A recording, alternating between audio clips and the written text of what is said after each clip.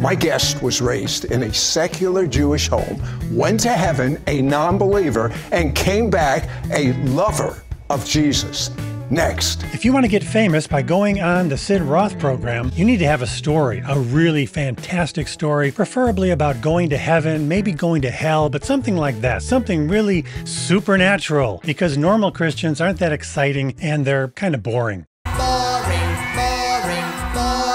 The latest person to get on the heaven train is Brooke Allsbrook, and this video just came out, where she goes into great detail about all the stuff she remembers from her prophetic encounter. And 3 days later, after all of this took place, she went to a Billy Graham crusade in the year 2006.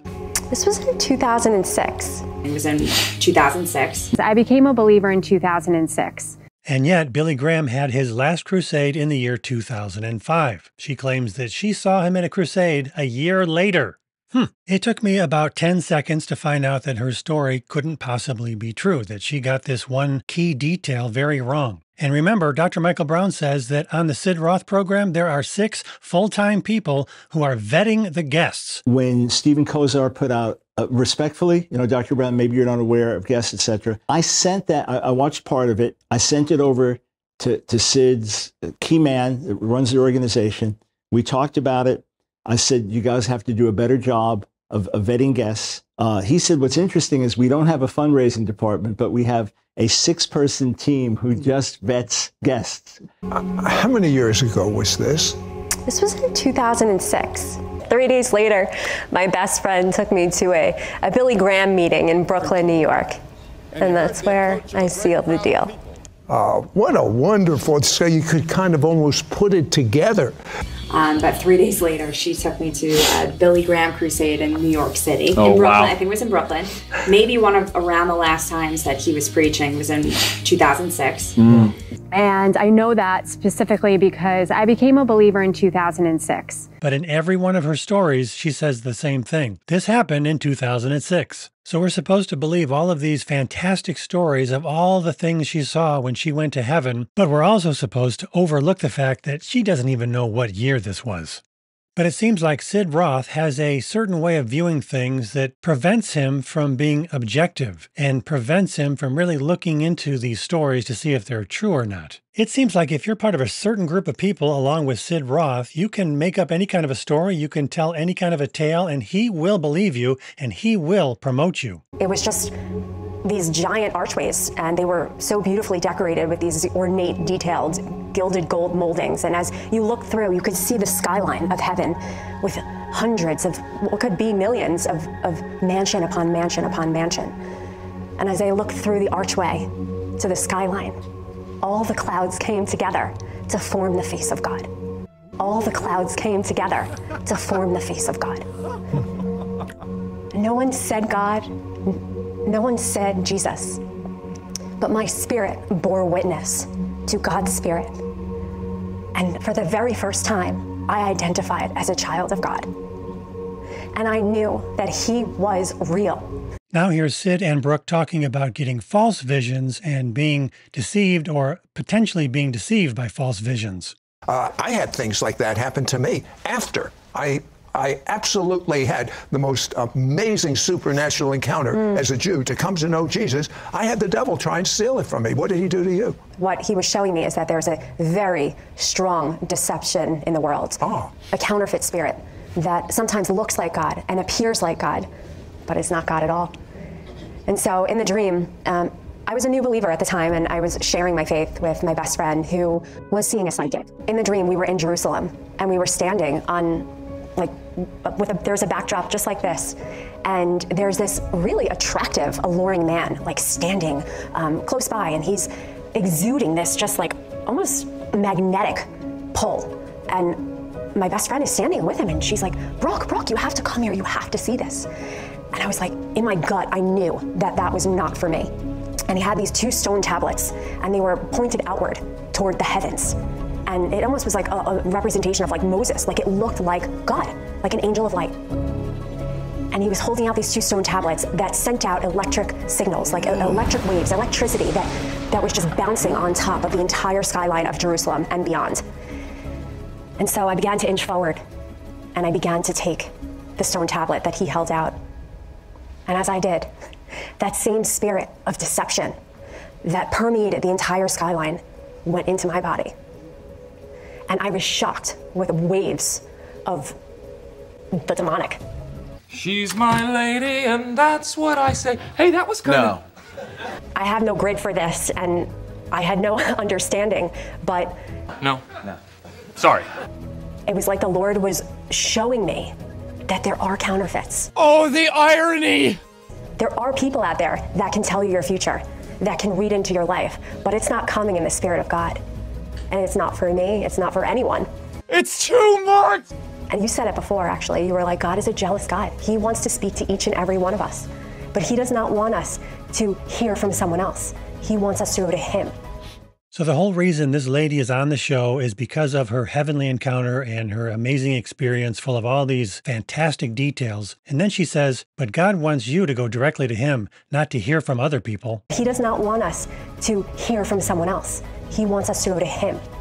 There you have it, friends. You're supposed to stop listening to this lady and all of the other insane guests that are on the Sid Roth program. Just stop. Brooke Alsbrook thought she was nothing special. Then God used just one supernatural dream, showing her that Jesus was her Messiah. She didn't know anything about God's heavenly language, but then dreamed about it and woke up speaking in tongues. And again, her life changed in an instant. In her exclusive 3-CD set, Brooke goes deep into sharing with you how to hear supernaturally from God in this supernatural world. It is one of my greatest passions in life to talk about the reality of God and his supernatural ways, all the supernatural ways that he speaks to us, about how God awakens me inwardly to see the opposition that we're facing in the world. The deception that we're facing as believers. And how he imparted to me strategies that hinder us from hearing his voice. God wants to make us a prophetic people, to discern his voice amidst all the other voices that are pulling at us and calling at us. Protect yourself from demonic counterfeits, new age deceptions, dangerous yoga practices, and every other trick the enemy uses against you. Just call or go online at sidroth.org/10014 with your donation of $25 or more, shipping and handling included, for Brooke Alsbrook's brand new and exclusive 3-CD audio teaching, Awakening Your Prophetic Voice. Hear God with clarity. So if you've got $25, you can listen to this lady explain to you how you can hear from God. If you go to her, you can then go to God because she taught you how. He does not want us to hear from someone else. He wants us to go to him.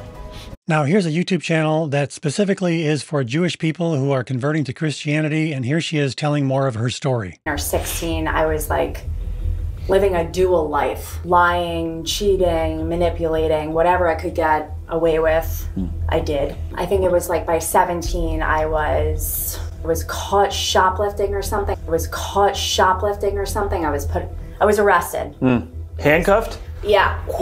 So here she is telling her story of being very rebellious and sinful when she was a teenager and she was 17 years old and she was put in handcuffs. She was arrested for the first time, but she's not sure what for. She can't remember. It was shoplifting or something. Does that sound believable to you? To have the police come and arrest you, but you don't remember why. No big deal. It was almost considered a misdemeanor, actually. NYPD. So she claims to have been arrested for something. She was put in handcuffs, and it was almost a misdemeanor. I don't think she knows that a misdemeanor is the lowest form of a crime. And in New York, a misdemeanor is where shoplifting starts. And if the value of what you stole was more than $1,000, then it becomes a felony. And so I had this prophetic dream. I had a prophetic encounter where Yeshua, I didn't know him as Yeshua at that time. I knew him, Jesus came to me.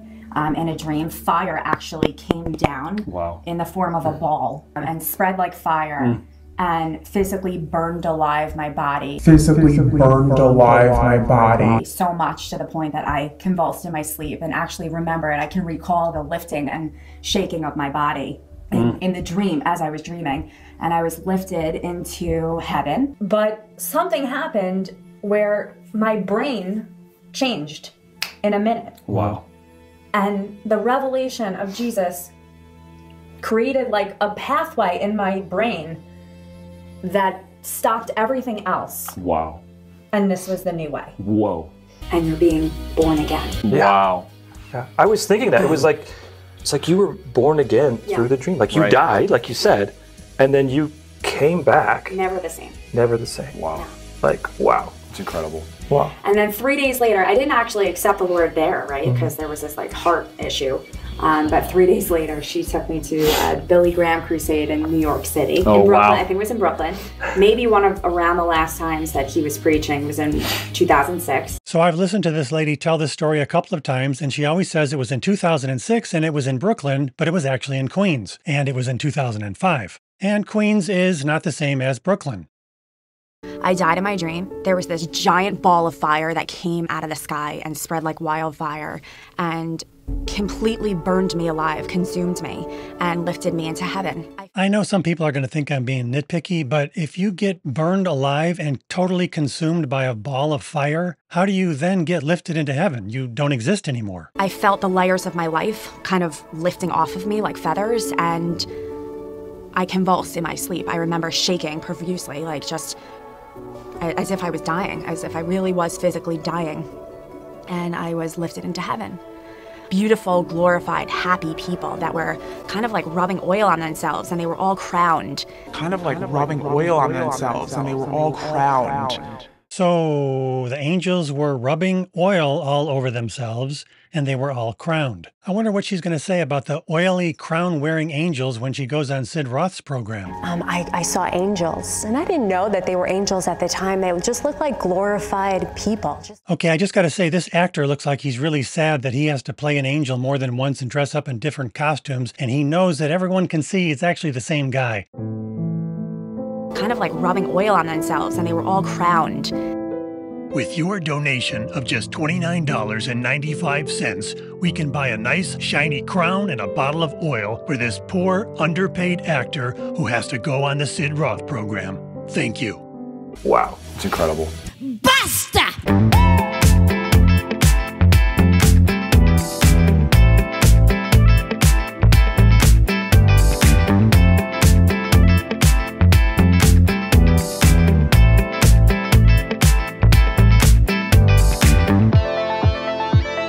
If you have a problem of pain in your head, hey! Hey! Hey! Hey! You at home, come on now. Hey!